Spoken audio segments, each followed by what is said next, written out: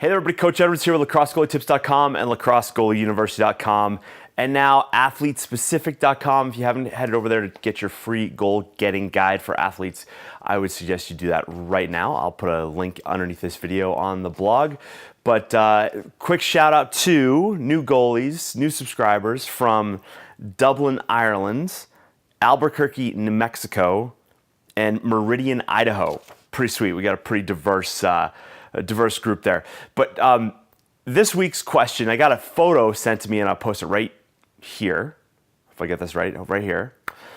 This photo came from a proud dad down in Virginia, and this is a JV goalie coming out, clobbering an opposing attackman. And the story goes that about this time of the game, wasn't really a lot going on. It was a close game, it was a tight game, but goalie comes out, levels the attackman, loose ball, defenseman gets it, gets the ball upfield, scores. The team then goes on an 11-0 run, and basically it's a whitewash and they win the game.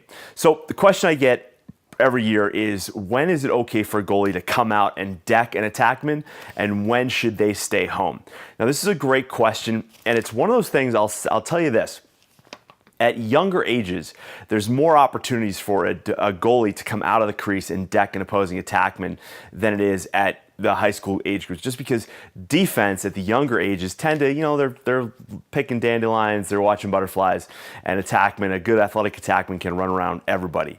That tends to make it very frustrating on a goalie because there's a lot of 1-on-0 opportunities, like just attackman right on top of the goalie for easy goals. So goalies can get really frustrated, and not only that, the frustration level of everybody on the sidelines too goes up.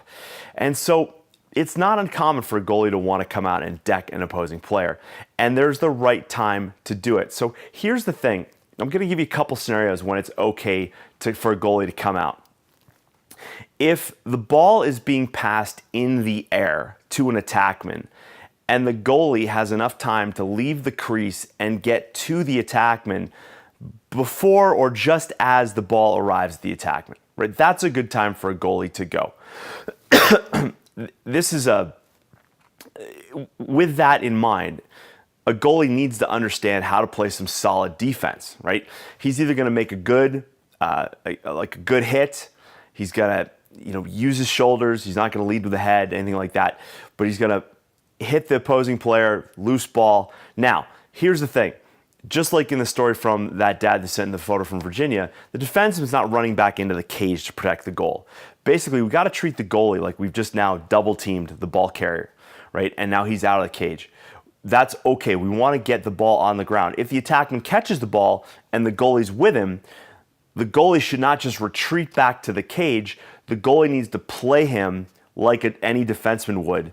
And also, the defenseman that should be guarding that attackman should be coming out as well. Now, when should the goalie retreat? Either when the attackman gives up the ball, or the attackman is below goal line extended. So basically, when the ball carrier's back right or back left, now the goalie can basically retreat back to cage safely, no harm done. Got it?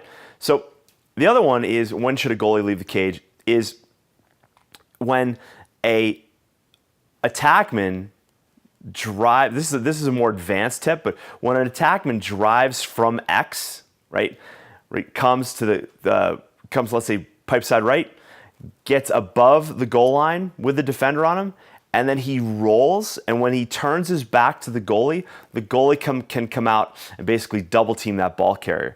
This is something I suggest you don't do early on in a game, because you don't want to give it away that you're capable of doing that. But if you save that and you do it later in the game, it's a great time to do it. As goalies get more and more advanced, we're getting high school and college age goalies. There's scouting reports. Other teams know what you're capable of doing. But that's a tactic that you can do at the end of let's say you're down by a goal and you guys need the ball, and you might run black to get the ball on the ground anyway. Now's a great time to send the goalie out to do a double team. Now, when is it not okay to run out? You know what?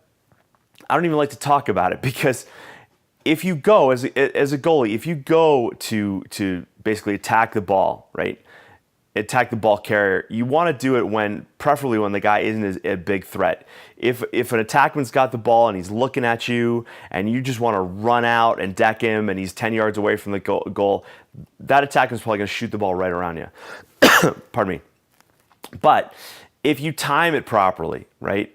Another great time to get out of the cage is when ball is moving around on a man up. So let's say the goalie's team is man down and the ball goes side left and there's an attackman at X and they make a lazy pass to get the ball behind and the goalie can basically jump out of the cage, jump out of the crease and cut that pass off. That is also a good time to leave the cage. That's something that I did a lot in high school. My team got very used to me doing that and we got really good on transition, basically man down transition. And because I was pretty athletic, I was pretty mobile and I could go out and I could get those cut off those passes. Now, one thing I'll tell you this, don't leave the cage to clobber a guy just because you're frustrated. That is one of the worst things and everybody knows it. I talk about frustration early in the video, but if you're just frustrated, you want to go out and deck somebody, you got to lose that, right? You got to lose that mentality like you've got to take your frustration out on somebody and get a penalty. That's not really the goal. Like we want you to be a leader. We want you to be a good example for your team.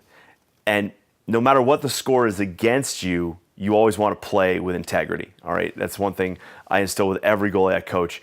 Win or lose or draw, you win, you lose with integrity, okay? And honesty and honor, all those good terms, okay? That's a good thing to do. All right, so when should you leave? Don't leave with frustration, but leave when you can make a good play on the ball. But I'll leave you this one little tidbit that I was taught at one of the first summer camps I ever went to at Brown University. Can't remember the name of the goalie at the time, but he was an All-American, and he told me this. He goes, if you leave the cage, go. Or if you decide to leave the cage and leave the crease to chase after a loose ball or hit a player, you go 100% and you don't stop midway and retreat because that's when you get into trouble, okay? So great question this week, great photo. I hope you enjoyed the photo. If you got a photo, by all means, send it to me. I'll try to incorporate it in a future video. I love it when people send me photos. This is pretty sweet. All right, so I'm Coach Edwards, lacrossegoalietips.com. Send me an email, send me a question, leave me a comment below. Facebook, share it, tweet it, like it, Google Plus it. I always appreciate it. And I'll see you next week. Cheers.